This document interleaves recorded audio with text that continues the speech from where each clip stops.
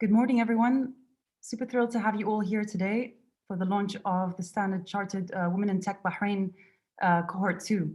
I'm just gonna introduce myself. My name is Susie Azira, and I'm Head of Communications and Events at Bahrain FinTech Bay. I'll walk you through the agenda before I introduce you to our esteemed panelists. So we'll be kicking off now with our welcome and introductions, and then we'll be introducing Nora Nusef, who will talk about the program in English and perhaps a little bit in Arabic if you recommend, if you have suggestions to have that in Arabic as well. And then we'll have redirect it back to the panelists at 11:45 for their remarks and feedback about the program. Followed by that, we'll have a short Q&A session. So if you have any questions, please feel free to type it in the question box, which is at the bottom of your screen. If not, you can also type it on the chat and we'll pick it up at that point. So without further ado, I'd like to welcome you again, if you just joined us now, to the second cohort of the Standard Chartered Women in Tech Acceleration Program. We are extremely proud to carry on the successful first of its kind program in Bahrain, and thank you for joining us once again today. Before we talk about the program, I'd actually like to introduce our panel members, if I have you all up on the screen. First, I'd like to introduce Her Highness Sheikha Hassa bint Khalifa Al Khalifa, who's a Supreme Council for Women member and head of the Women in FinTech Committee in Bahrain. Welcome, Sheikha Hassa. Thank you. I'm pleased to be here today. Good morning. Happy with us. We also have Abdullah Bukhwa, who is the CEO of Standard Chartered Bahrain. Welcome, Abdullah. Hi, good morning, everyone. Good morning. And so now I will hand you to Nora Nusef, who is the head of corporate affairs and branding and marketing for Bahrain and the Middle East. Nora, I'll hand it to you to speak a little bit about the program before we go back to the remarks from the panelists. Hi, good morning, everyone. And I wanted to welcome all panelists. And I wanted to give special thanks to the Supreme Council for Women, and in particular, Her Highness Sheikha Hassa bint Khalifa Al Khalifa, and to Bahrain FinTech Bay.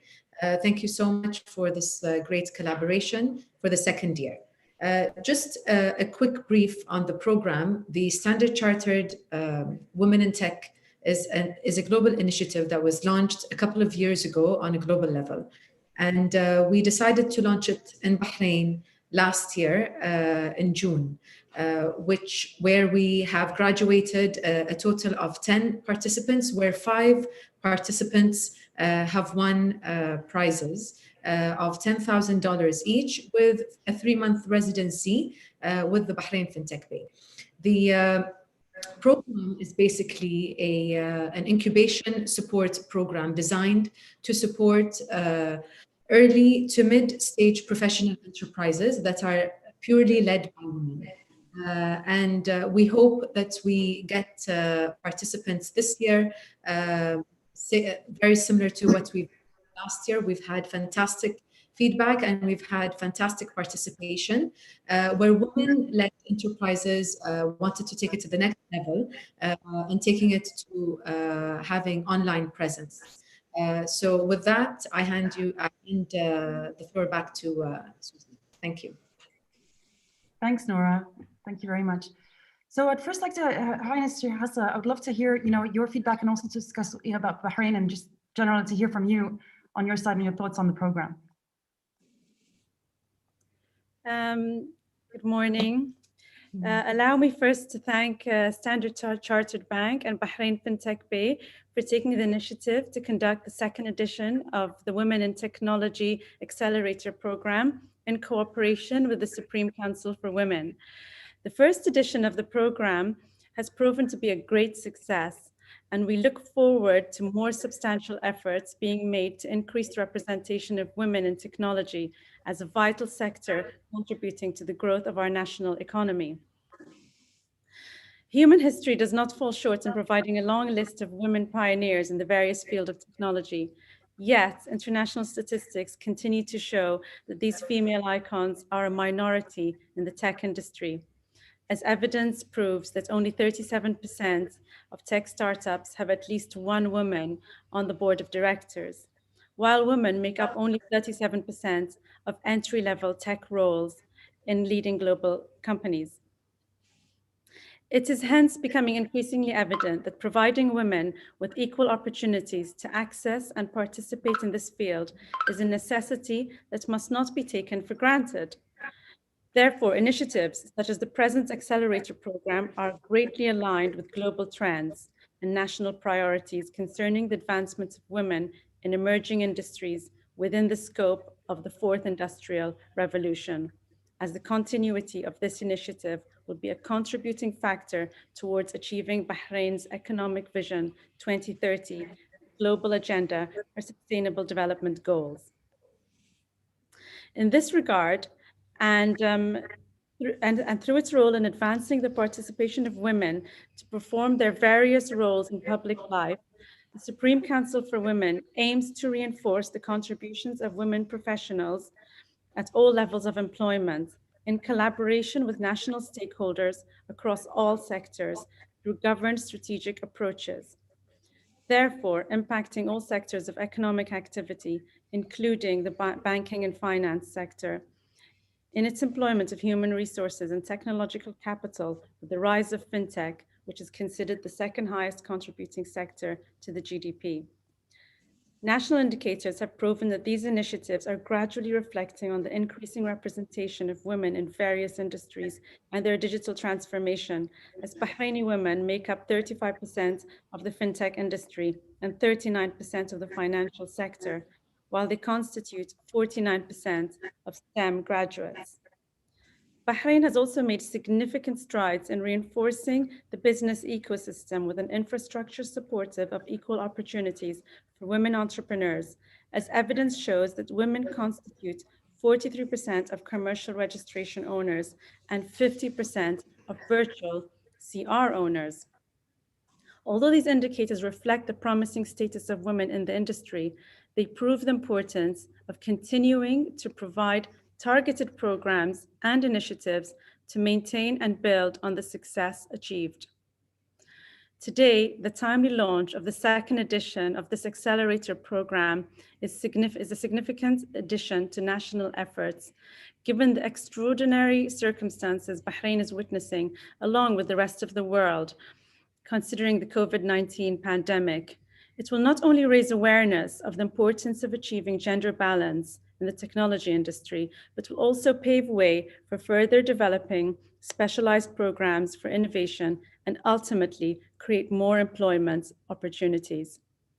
It should be noted, the Supreme Council for Women realizes the importance of embracing these transformations and providing the necessary means for increasing the representation of women in the movement towards a digitized economy. This is reflected by the outward-looking approach adopted by the Council in its implementation of the National Plan for the Advancement of Women and its ability to swiftly tackle the issues arising during the COVID-19 pandemic. Given that 75% of its initiatives are based on digital transformation and technologies, the National Plan for the Advancement of Women was nothing short of flexible in its ability to harmonize its programs and targets with the needs of women during these unexpected circumstances. In this context, we are looking forward to incubating and supporting the most promising startups that can find innovative solutions to address the challenges caused by the pandemic, specifically in fields such as health tech, ed tech, and financial solutions, amongst others.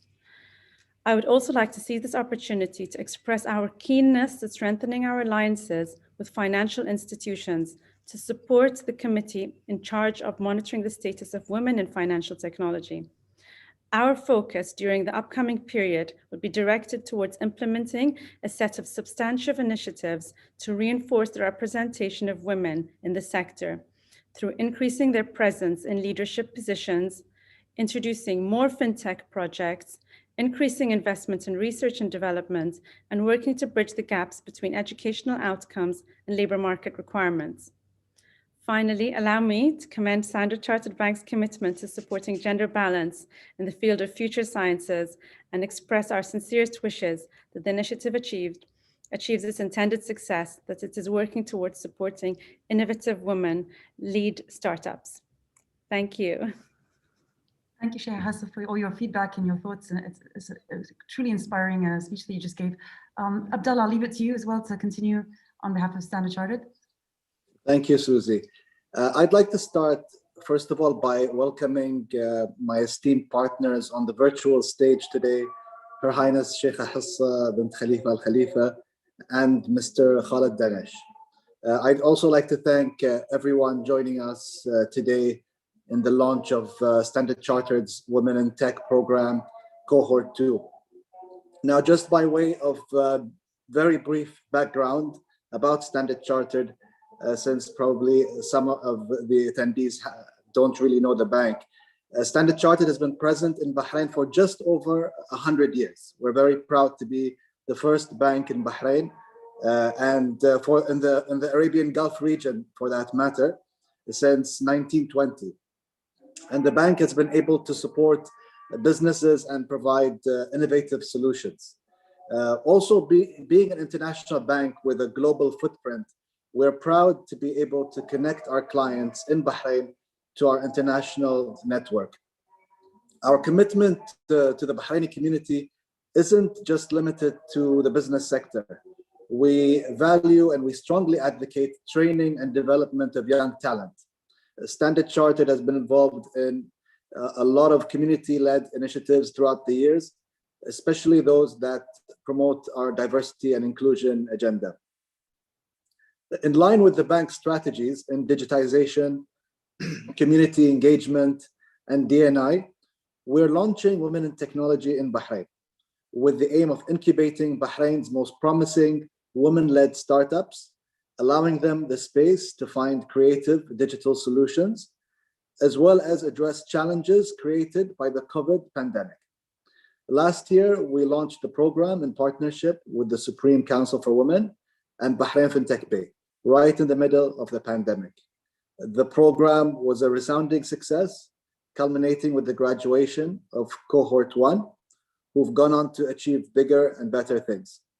And this is why we believe in the importance of launching the second edition of our global initiative, Women in Tech in Bahrain. So to recap how the program works, the Business Incubator Program is going to identify 5 finalists who will be awarded $10,000 each to bring their business ideas to reality, as well as they'll be given a 3-month residency with the FinTech Bay. The program has been successful because of the critical role and the efforts of our strategic partners, the Supreme Council for Women and Bahrain FinTech Bay. So once again, thank you to everyone participating today, and I look forward to more success stories. So with that, over to you, Susie. Thank you so much, Abdullah. Thank you. Khalid, I'll hand it down to you as well. Thanks, Susie. Good morning, everyone, and thank you for all your comments to the panelists. Let me, my video on? Okay. So I'd just like to start and really say we're extremely proud to be launching the second cohort of course, Standard Chartered's Women in Tech program, building upon the momentum of the successful first of its kind programming in the Kingdom last year, and of course in strategic partnership with Standard Chartered and the Supreme Council of Women.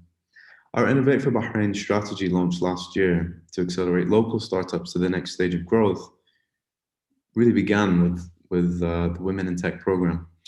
And the strategy itself was born out of the rapid need for solutions at the height of the pandemic, but also aligned to our national strategy and 2030 vision.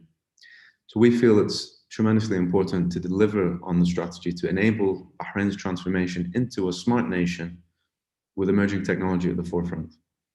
We've seen firsthand as Bahrain FinTech Bay how emerging technology, and specifically FinTech, has firmly become strategic, not just in enabling economic growth, but also for cross-border collaboration.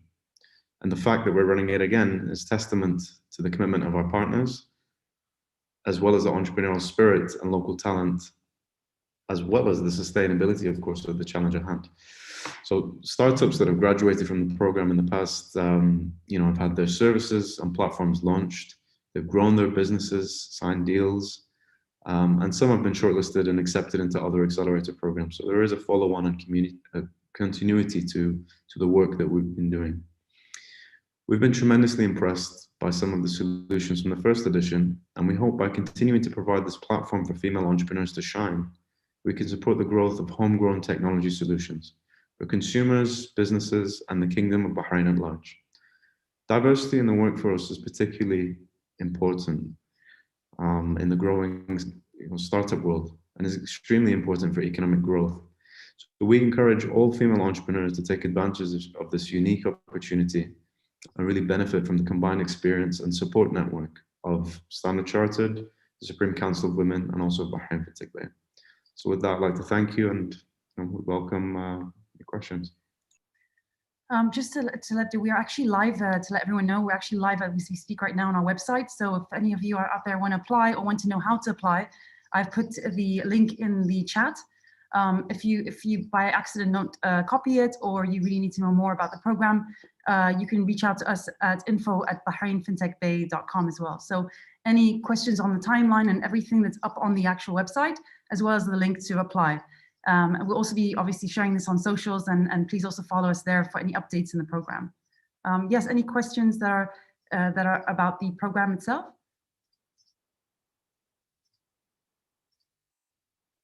Again, if there aren't any right now, you can feel free to reach out to us. We're happy to take any questions from the press or from the public on the actual design of the program. And then there's, I think Dua's put on again the email address. It's also on the link when you registered for this event, you'll find the same email address. So, Nora, any last words from you? I think what we just need to share with the audience the length or the period we will be accepting applications for, starting from now. We can go into that. So we're going to, as we launch today, we have an 8-week period where we'll be accepting applications.